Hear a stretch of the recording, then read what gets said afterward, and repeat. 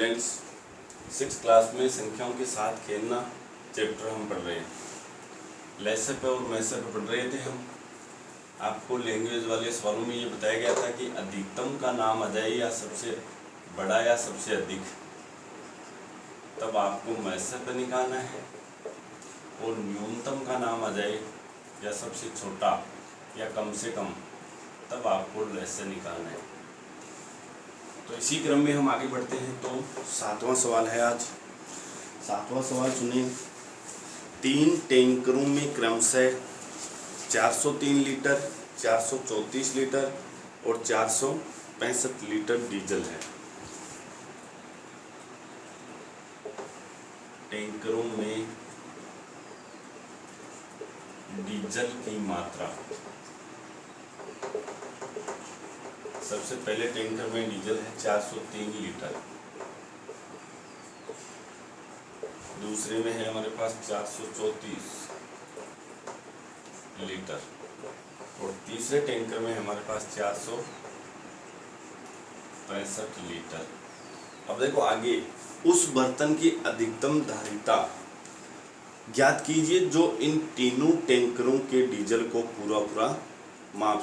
आपको उस एक बर्तन का अधिकतम माप बताना है। जिस तरह से बट्टे वाला प्रश्न आया था ना कि उस वजन को किस तरह से तोला जाता है, वैसे एक बर्तन हमें लेना है जिससे इन तीनों टैंकरों के डीजल को पूरा माप सके। तो यहाँ पे अधिकतम का नाम आया है। देखो, उस बर्तन की अधिकतम धारिता ज्ञात कीजिए। अधिकतम का नाम आते ही आपको क्या निकालना है, फिर मैसे। इसलिए यहाँ पे हम मैसे निकालेंगे और ये तीनों लिखेंगे 403, 434, 465। इनका मैसे निकालते हैं। मैसे निकालने के लिए हम एक ऐसी संख्या देंगे जिसमें इन तीनों का पूरा भाग जाए। तो सबसे पहले हम इसमें देते हैं, देखो 2 का सभी में नहीं जाएगा क्योंकि ये एक विषम संख्या है, तो इकाई अंक 0, 2, 4 होना चाहिए। इसी तरह से हम लोग 2 का नहीं जा रहा तो 4, 6, 8, 10 इनका भाग नहीं देंगे, यानी सम संख्या का भाग बिल्कुल नहीं जाएगा। उसके बाद में 3 का चेक करते हैं तो इनका योग देखो, 3 और 0 योग 3 हुआ, 3 में 4 जोड़ा 7 ही हुआ है, 7 में 3 का पूरा भाग नहीं जाता है। इसी तरह से 4 का चेक करेंगे तो 4 में मैंने इकाई 2.5 से बनी संख्या में 4 का भाग पूरा जाए तो 4 का पूरा भाग जाएगा, लेकिन यहाँ भी नहीं जा रहे हैं। 5 का इकाई अंक 0 या 5 होना चाहिए, नहीं है।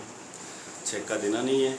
7 का चेक करते हैं तो 7 का भी भाग इसमें 7 चौक 28, 7 3 35, 5 7 7 49 बच गए, शेष नहीं जाता।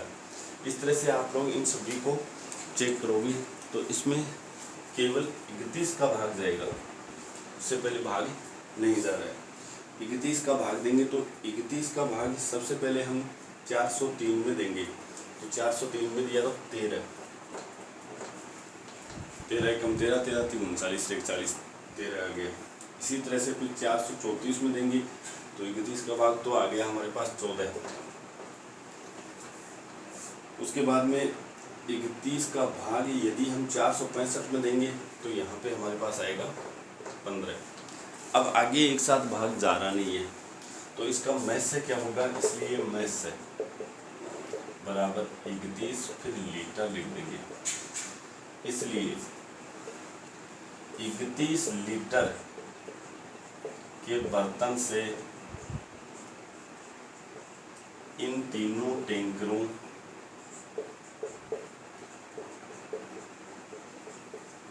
के डीजल को पूरा मापा जा सकता है। ये लिख देना है आपको लास्ट 31 लीटर। यदि इस तरह से नहीं आ रहा है तो आप 403 के अभाज्य गुणनखंड कर लोगे। 403 के अभाज्य गुणनखंड करोगे तो 13 गुणा 31 आ जाएगा। 434 को 34 के करेंगे तो हमारे पास आ जाएगा 31 गुणा 2 गुणा 7 आ जाएगा, और इसका करोगे तो 31 गुणा 3 गुणा 5 आ जाएगा। इस तरह से लिख जाएगा। उसके बाद 8वां सवाल देखते हैं हम। 7वें के बाद में 8वां सवाल देखते हैं, पढ़ते हैं और पता लगाते हैं उसमें लेस से पे निकालना है या फिर मैथ से पे। 8वां सवाल को देखिए। वह सबसे छोटी संख्या, छोटी का मतलब न्यूनतम, जिसे 6, 15 और 18 से भाग देने पर प्रत्येक दशा में 5 शेषफल रहे। यहाँ पे विशेष तौर से ध्यान रखना, प्रत्येक दशा में अब की बार शेषफल भी दिया है, 5 शेषफल रहे। तो सबसे पहले आपको यहाँ पे सबसे छोटी संख्या पूछिए तो आपको लस्य निकालना है, लस्य निकाल लेना है, और फिर जितना शेषफल बच रहा है, जैसे 5 शेषफल रहता है प्रत्येक दशा में, तो उस शेषफल को उसमें जोड़ दोगे लस्य निकालने के बाद में, और वो संख्या हो जाएगी। संख्याएं हमारे पास जैसे यहाँ पे हम लिखते हैं 8वां सवाल, संख्याएं हैं हमारे पास 6, 15 और 18, 6, 15 और 18, इनका लस्य निकालो। 6, 15, 18, 2 का भाग जा रहा है, इसमें नहीं जाता, चला गया इसमें। अब 3 का देंगे तो 1, 5, 3, दोबारा 3 का देंगे और ये अंत में 5 का दे दिया। इस तरह से लस्य हमारे पास हो जाएगा 2 गुना 3 गुना 3 गुना 5, 5 3 15, तो 45 गुना 90। अगर वो शेषफल नहीं बचाता तब तो आपका उत्तर यही हो जाएगा और इसमें पूरा पूरा विभाजित होगा, क्योंकि प्रत्येक दशा में शेषफल 5 रहता है, इसलिए अभीष्ट संख्या जो आपका यहाँ पे लस्य आया था 90, उसमें 5, जितना शेषफल बच रहा है वो जोड़ दीजिए। तो प्रत्येक दशा में 5 शेषफल रह रहा है तो हम 5 जोड़ देंगे और 95 होंगे। अब आप चेक कर सकते हो, ऐसे जैसे 95 है, इसमें 6 का भाग दोगे तो 6 ही शेषफल बचेगा, 5 शेषफल बचेगा। 6 एकम 6, 6 पंच 30, ये 5 बच गया। इसी तरह से 95 में यदि 15 का भाग दोगे तो 15 छिक 90, 5 शेष, देखो शेष 5 ही आ रहा है। इस तरह से आप जांच भी कर सकते हो। नेक्स्ट 9वां सवाल आ रहा है हमारे पास।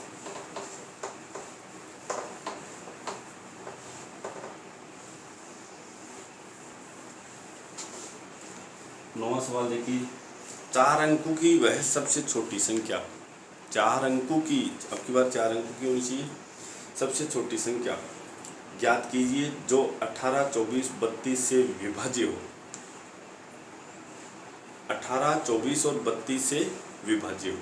सबसे छोटी संख्या का नाम लेते हैं हम लोग, लस्य निकालेंगे। देखो न्यूनतम, तो सबसे पहले संख्याएं लिखेंगे हम। 9वां सवाल है संख्याएं।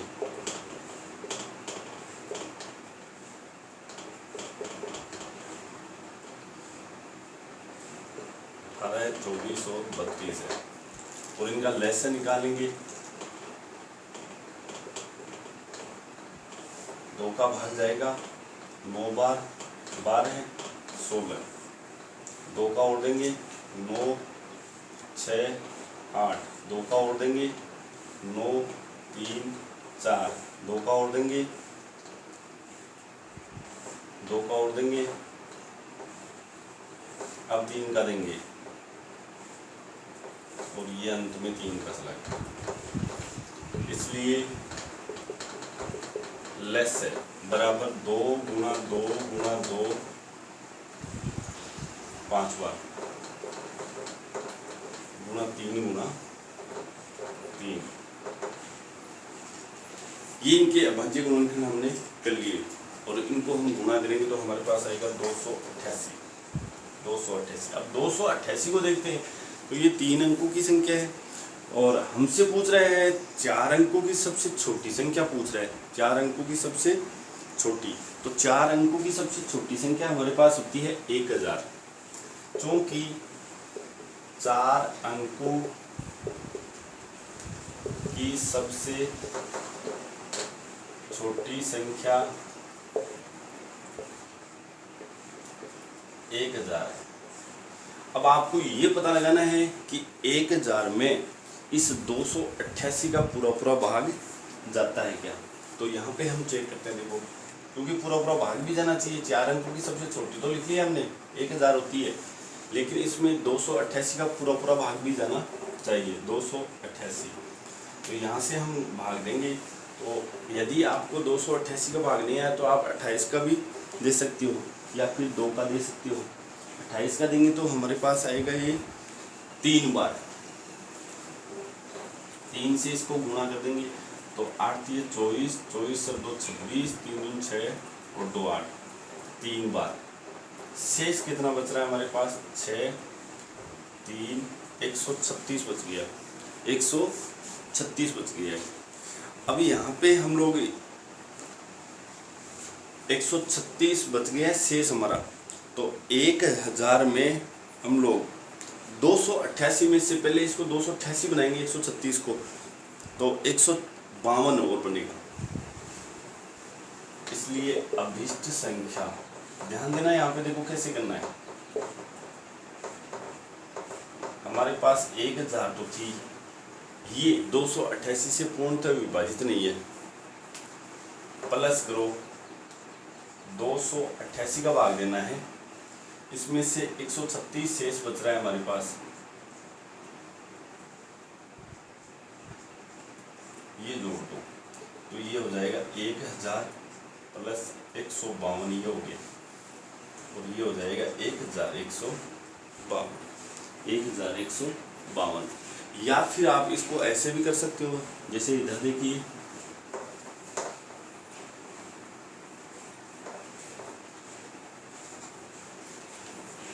ये 288 है, इसको गुणा 2 करेंगे तो 8 दूनी 16, 16 1 17, 2 दूनी 4 1 576, 3 अंकों की है, 4 अंकों की आती है उलझन है। 288 गुणा 3 हो जाएगा, 8 3 24, 24 और 2 26, 3 दूनी 6 2 864 की 3 अंकों की रह गई है। 288 गुणा 4 हो जाएगा, 832, 32 और 3 35, 4 दूनी 8 और 3, ये 4 अंकों की है, तो ये 1152 होगी। ये 4 अंकों की सबसे छोटी संख्या है जो 288 से पूर्णतः विभाजित है, और 288 से विभाजित है तो 18, 24 और 32 से भी विभाजित होगी, क्योंकि 18, 24 और 32 का लसागु 288 है।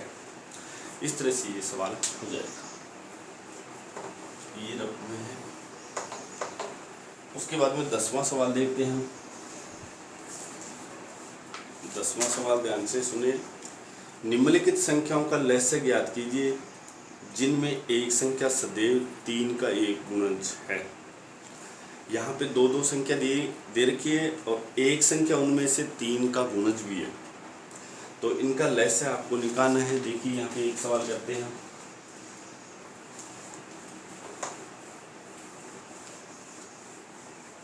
एक सवाल बता देता हूँ मैं आपको। 10वां, निम्नलिखित संख्याओं का लसागु ज्ञात करना है जिनमें एक संख्या 3 का गुणज है। तो जैसे a 9 और 4, इनका लसागु यहाँ निकालेंगे हम, तो 9 और 4 लिखेंगे। लसागु निकालने के लिए 2 का भाग जा रहा है और 2 का जा रहा है, 3 का देंगे तो इस तरह से, और ये हमारे पास लसागु आ जाएगा 2 गुणा 2 गुणा 3 गुणा 3, 36 हो गया। अब आपको देखो क्या करना है, नीचे और दिया है इसमें, प्राप्त लसागु में 36 में एक सामान्य गुण का अवलोकन कीजिए। क्या लसागु प्रत्येक स्थिति में दोनों संख्याओं का गुणनफल है? क्या हम यह निष्कर्ष निकाल सकते हैं कि 2 संख्याओं का लसागु सदैव 3 का एक गुणज है? तो सबसे पहले आप लोगों ने ये निकाला है 9 के, जैसे मान लो यहाँ पे हम 9 के अगर हम गुणनखंड करेंगे बचे तो 3 गुणा 3 हो जाएंगे, और 4 के करेंगे तो 2 गुणा 2 हो जाएंगे, 2 गुणा 2 हो जाएंगे। इसी तरह से फिर इसका लसागु निकालेंगे हम। लसागु तो 3 अधिकतम कितनी बार आ रहा है? 2 बार आ रहा है, तो 3 गुणा 3 हो जाएगा, और 2 गुणा 2, और ये 36 आ जाएगा, और ये 3 से विभाज्य होगा। इसी तरह से जैसे दूसरा निकालते हैं हम लोग बी में निकालेंगे, एक बी और दे रखा है, उसके बाद में आप लोग इसमें, तो इस तरह से एक बात का और ध्यान रखना है आपको, यदि दो संख्याएं आपको दी हुई है और उनमें एक यदि 3 की गुणज है, एक यदि 3 की गुणज है, तो वो दोनों संख्याएं सदैव है वो 3 की गुणज ही होगी। एक संख्या भी यदि 3 की गुणज होगी तो पूरी संख्या का लसागु पर निकालोगे तो भी वो 3 की गुणज ही होगी। तो यहाँ पे पहले दूसरा देखो, बी देखो पहले, जैसे 12 और 5 है, तो इसका लसागु हम निकालेंगे तो वैसे 60 आएगा और दोनों का गुणनफल हो जाएगा। तो यहाँ पे लसागु निकालते हैं, 12 और 5 लिख देते हैं, 2 का भाग दिया 6 5, 2 का भाग दिया 3 5, 3 का 1 5, 5 का दिया 1 1 हो जाएगा। लसागु यहाँ पे निकालेंगे तो 2 गुणा 2 गुणा 3 गुणा 5 हो जाएगा। तो 5 3 15, 15 दूनी 30, 30 दूनी 60 आ गया। ये देखो, और इन दोनों संख्याओं को गुणा करने पर भी 60 आता है, क्योंकि ये एक 3 का गुणज था। अब आप लोग यहाँ पे देखो, ऐसे निकालोगे तो जैसे 12 के अभाज्य गुणनखंड करोगे तो 2 गुणा 3, इसी तरह से फिर 5 के निकालोगे तो 1 गुणा 5 हो जाएगा। अब इन सबको गुणा करोगे तो ही उसका लसागु आएगा, 2 गुणा 3 गुणा 5, ये 60। तो अंत में एक लाइन लिख देना है आपको, चारों निकालने के बाद में ए बी सी डी, जैसे इसमें सी और डी यहाँ पे लिखवा देता हूँ मैं आपको। सी है 6 और 5 है, और डी हमारे पास है 15 और 4, 15 और 4 है।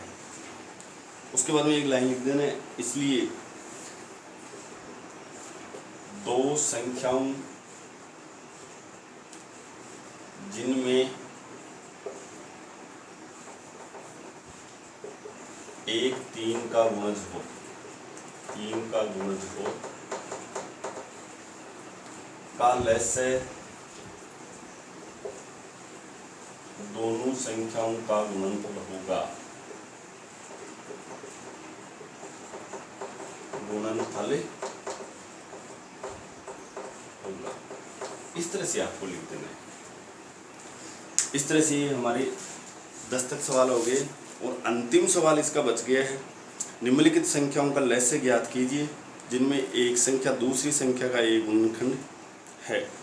अब यहाँ पे देखो, ये भी ऐसा दिया गया है कि आपको दो संख्याएं दी हुई है और उनमें एक संख्या दूसरी की गुणनखंड है, तो वहाँ पे बड़ी संख्या ही आपको देखने में ये लगेगा कि उनमें बड़ी संख्या होगी ना, वो उनका लसागु होगा। जैसे इधर देखिए, एक सवाल समझा देता हूँ, बाकी आप लोग लेना।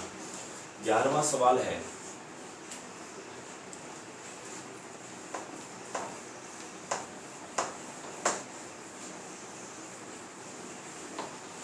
इसमें दो संख्याएं दी गई है हमारे पास, जैसे 5 और 20 है। इसका लसागु निकालेंगे तो याद रखना, यदि दोनों संख्याओं में बड़ी संख्या का गुणनखंड ये 5 आ रहा है तो बड़ी संख्या ही हमेशा लसागु होती है। जैसे 20 और 5 का हम लसागु निकालेंगे तो 2 का भाग जा रहा है 10 5 5 5, इसलिए लसागु हो गया हमारे पास 2 गुणा 5 बराबर 20। बड़ी संख्या यही है। तो ये याद रखना आपको कि दो संख्याएं दी हुई है, उनमें से एक संख्या दूसरी संख्या का गुणनखंड हो तो हमेशा बड़ी संख्या ही लसागु होगा। इसलिए दो संख्याओं में जिसमें एक संख्या दूसरी संख्या की गुणनखंड हो तो सदैव बड़ी संख्या ही लसागु होगी। ये लाइन आपको लिख देनी है अंत में चारों सवाल निकालने के बाद में। तो इसमें कुछ बचे हुए सवाल हैं, जैसे बी है यहाँ पे दे रखा है 6 और 18, सी दे रखा है इसमें 12 और 48 और डी दे रखा है 9 और 45। ये 4 सवाल निकालने के बाद में ये लिख दोगे निष्कर्ष। इस तरह से ये हमारे कंप्लीट होते हैं, बाकी हम कल पढ़ेंगे। ये 3 पॉइंट पूरी हमारी 3.7 तक कंप्लीट हो जाती है और इसी के साथ में ये संख्याओं के साथ खेलना चैप्टर भी कंप्लीट हो गया है।